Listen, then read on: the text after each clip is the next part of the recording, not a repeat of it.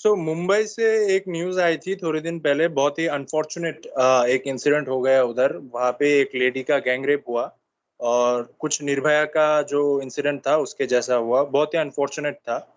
और अ, ये उनका जो ट्रीटमेंट चल रहा था, ट्रीटमेंट के टाइम पे उनकी डेथ हो गई। तो अभी जो है, अभी कुछ लोग हमारे खिलाफ बोलेंगे या फिर हमको गाली देंगे कि हम ऐसे मौके पे भी मेंस राइट की बात कर रहे हैं। भाई गाली दे दो, हमको कोई फर्क नहीं पड़ता उससे। क्योंकि मैं हम ये बात क्यों बोल रहे हैं, हम विक्टिम के खिलाफ कुछ नहीं बोल रहे हैं। जिसके साथ अन्याय हुआ है उसको न्याय मिलेगा, उसके लिए कानून बने हुए हैं ऑलरेडी। एक जो है, इस पे हम आज बात क्यों कर रहे हैं कि क्योंकि निर्भया के जब निर्भया का जो इंसिडेंट हुआ था उस टाइम पे भी जेंडर न्यूट्रल लॉज आने वाले थे, लेकिन अनफॉर्चुनेटली निर्भया का इंसिडेंट हो गया। तो उसको फेमिनिस्टों ने अपना एक अपॉर्चुनिटी देख के उसको भुनाना शुरू कर दिया, और कैबिनेट ने जो है अपना जो प्रपोजल था लॉस को, रेप लॉस को जेंडर न्यूट्रल करने का, उसको ड्रॉप कर दिया। सिमिलरली अभी थोड़े दिन पहले ही हमारे जो अभी के लॉ मिनिस्टर है, उन्होंने काफी सारे प्लेटफॉर्म्स में बताया था बहुत सारे अमेंडमेंट्स आने वाले हैं। बहुत सारे जो अर्काइक लॉस है जिनका कोई सर पैर नहीं है और वाइडली इनको मिसयूज किया जाता है, उनमें कुछ अमेंडमेंट आ सकते हैं, कुछ रिफॉर्म्स आ सकते हैं। तो अनफॉर्चुनेटली इसी मोमेंट में ये मुंबई वाला जो साकिना का वाला जो इंसिडेंट है वो हो गया। और इस पे भी अभी कुछ लोगों को अपॉर्चुनिटी दिख रही है मर्दों के खिलाफ अपना जहर उगलने के लिए। अभी जो जो लोग इस पे अक्यूज्ड है उनका तो जो होना है होगा, लेकिन वो इसकी सजा पूरे देश के मर्द। सेम इंसिडेंट यूपी में भी हुआ, लेकिन वहाँ पे कोई आउटरीच करने नहीं जाएगा, कोई वेरीफाइड प्रोफाइल इस पे ट्वीट नहीं करेगा, क्योंकि बिल्कुल जो रोनी विक्टिम भाई, है मैं वो आपसे उनके सहमत हूँ एजेंडे में सूट नहीं कि करता। देखिए, जिसकी गलती होती है सजा उसको मिलना चाहिए।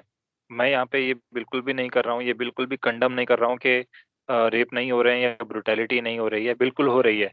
और जो ये काम कर रहा है, आप उसके खिलाफ सख्त से सख्त कार्रवाई कीजिए, हम उसको कुछ नहीं बोलेंगे। लेकिन अगर किसी एक की गलती है, उसके चलते आप पूरी एक बिरादरी को, पूरी एक कम्युनिटी को आप दोष नहीं दे सकते। ये बहुत गलत है। ये जो है, एक तरह से आप इसको कह सकते हैं अन्याय है ये। अगर आज मान लीजिए कि इस तरह के लॉज़ हैं कि भई ठीक है, लड़की के साथ ऐसा हुआ, वैसा हुआ, तो एक लॉ बना हुआ है, नहीं भी हुआ तो लड़की अगर कंप्लेंट करेगी तो लड़के को अरेस्ट कर लेते हैं, उसके साथ बहुत कुछ हो जाता है, लाइफ़ स्पॉइल हो जाती है उसकी। तो ये चीज़ देखने वाली बात है कि जो इनोसेंट है आप उसकी लाइफ़ स्पॉइल कर दे रहे हैं, मगर जो एक्चुअल क्रिमिनल रहता है, वो आज खुला घूम रहा है। वो क्यों खुला घूमता है? वो इसीलिए खुला घूम रहा है कि जो बायस्ड जो लॉ आपने बनाया उसका इतना ज़्यादा मिसयूज़ हो चुका है कि जो जज है वो एक्चुअल विक्टिम्स को भी वो उसी नज़रिए से देखना शुरू करता है कि यार ये केस जेन्युइन है भी या नहीं। डाउट हर जगह आ रहा है अभी। लोग पागल हो जा रहे हैं समझने के लिए कि भई एक्चुअल इश्यू क्या है? ये ल जो अभी जो विक्टिम खड़ी है हमारे सामने वो रियल विक्टिम है या फेक विक्टिम है? तो ये चीज़ें आ जा रही हैं। तो यहाँ पे जो है पूरा एक तरह से जो है ये जेंडर बायस्ड लॉ की वज़ह से है। अगर ये इस तरह नहीं होता, पहले से मिसयूज़ नहीं हो रहा होता, तो जो एक्चुअल विक्टिम है उसको हमेशा ही जस्टिस मिलता और जो रियल एक्यूज़्ड है, जो गलती किया है उसको हमेशा सज़ा मिलती। मगर यहाँ पे इस चक्कर में क्या हो रहा है, जो लोग गलती नहीं किए वो लोग भी झेल रहे हैं। अभी भी जैसा हमारे जो लॉ मिनिस्टर है किरण रिजिजू, वो अगर कुछ चेंजेस लाना चाह रहे हैं, तो अब इन लोगों के पास एक पॉइंट हो गया। अब इस पॉइंट के ऊपर ये लोग इतना घी डालेंगे कि दे वांट के जो इनोसेंट मेन हैं वो भी इस चक्कर में पिसते रहें हमेशा। क्योंकि क्या है, इससे इन लोगों का भी घर चल रहा है। इन लोगों का घर ज मतलब रोटी रोटी चल रही है, रोटी आ रही है इसी से। एक पार्टी को डरा के रखो, वहाँ से पैसा एक्सटॉर्ट करो, खूब तुम भी खाओ, हम भी खाएँगे। पूरा लीगल सिस्टम चल रहा है इससे। लोग परेशान हैं, सबको ये चीज़ मालूम है, मगर इसके अगेंस्ट में कोई भी बोलने को तैयार नहीं है कि इतना लोगों को मेंस को इतना प्रताड़ित कर रहे हैं लॉ की वज़ह से, तो इसके अगेंस्ट में कोई भी बोलने को रेडी नहीं है। तो मैं इस चीज़ को जो है थोड़ा सीरियस मैटर है ये बहुत, जो भी कुछ हुआ बहुत अनफॉर्च्यूनेट था, मैं इसको सपोर्ट नहीं करता हूँ। जेंडर बायस्ड लॉ है, इसको जेंडर न्यूट्रल बनाना बहुत ज़रूरी है। मैं जब छोटा था, मैं एक मैगज़ीन आया करता था चंदा मामा नाम का। उसमें मैंने एक स्टोरी पढ़ा था कि दुनिया कुछ ऐसी बन गई है कि लोग जो है लोगों को मतलब जब पाप करते हैं तो उनको सज़ा जो है खुद ब खुद मिल जाता है। और वो जो है ज़मीन के अंदर घुस जाते हैं। तो एक आदमी जो है अचानक से आया, कोई कहीं से मिठाई चुरा लिया और उसको खाया, और खाते ही जो है वो ज़मीन के अंदर खुद ब खुद चला गया। और लोग थोड़ी देर देखे, फिर सब अपने काम पे लग गए। तो ये जो है, ये स्टोरी का मोरल ये था कि क्राइम जो है, क्राइम पूरी तरह से कभी ख़त्म नहीं होगा दुनिया में, चाहे आप कुछ भी कर लो। क्योंकि क्रिमिनल जो है वो क्रिमिनल पहले के ज़माने में भी राक्षस हुआ करते थे, आज के ज़माने में भी होते हैं, आगे भी होंगे। तो इसको पूरी तरह से बंद नहीं किया जाएगा, तो बंद नहीं किया जा सकता है।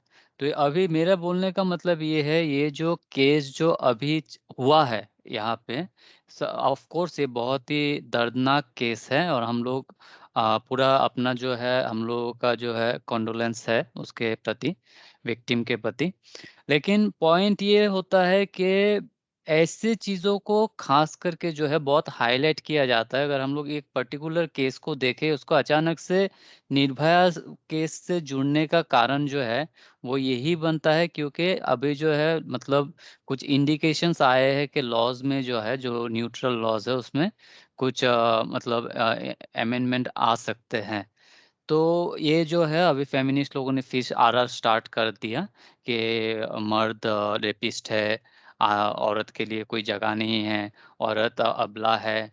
और जो पॉलिटिकल वाले हैं वो आ गए हैं बोलने के लिए कि अगर ये मुंबई न हो के अभी यूपी होता तो सब लड़ पड़ते, उन्नाव वाला केस में वो ये हुआ, तो सब जो है अपना अपना धंधा चलाने पे लग गए हैं। तो हम लोग धंधा नहीं चलाते हैं, हम लोग सीधा-सीधा बात करते हैं क्योंकि हम लोग ह्यूमन राइट्स पे विश्वास रखते हैं। तो हमारा पॉइंट यही है कि पूरी तरह से क्राइम तो ख़त्म हो नहीं सकता है, लेकिन उसको रिड्यूस किया जा सकता है, और रिड्यूस तभी होगा जब आदमी जो है वो उनको बराबर का हक मिले। क्योंकि अभी हम लोग पहले भी इसको बता चुके, आज फिर बताते हैं कि जैसे कानून की तरफ से आदमी को कोई जस्टिस मिलता नहीं है, तो अगर उनको जस्टिस नहीं मिलेगा तो at the end of the day है जो, एक टाइम के बाद आदमी को जस्टिस खुद करना पड़ेगा। और अगर उनको कानून की तरफ से जस्टिस मिल जाता है, तो वो जो है मतलब किसी को अपने कानून को अपने हाथ में लेने का ज़रूरत नहीं पड़ेगा, और हम लोग जो है एक अच्छे सोसाइटी में रह सकते हैं।